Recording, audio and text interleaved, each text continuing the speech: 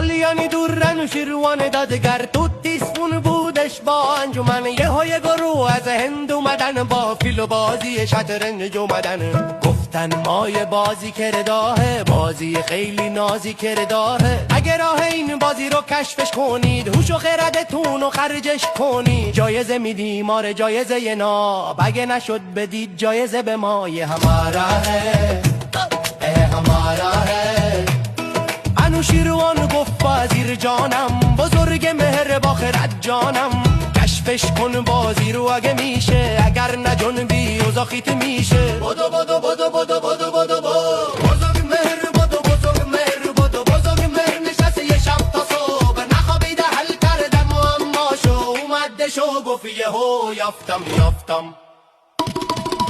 راه و رسم و چم و خم و دریافتم هندیا اومدن بزرگ مر رو میز تک تک مهره های شطرنج و چیده هندیا گفتن چجوری آخه چجوری تونستش شل کرتا کیاره کیاره کیاره کیاره کیاره بزرگ مهر نشسته یه بازی ساخته که یه تخت داشت و دوتا داشت تخت نردم نومش گذاشت تخت نرد کلی مهره داشت بعدش اومد به سمت هن با تخت نرد و با چند ترن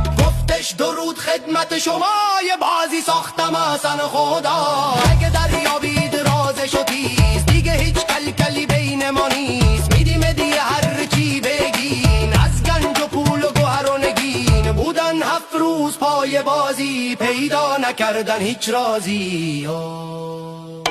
آخرش چی شد آخرش چی شد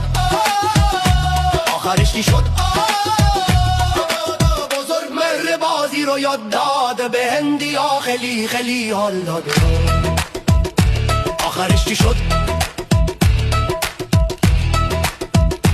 آخرش چی شد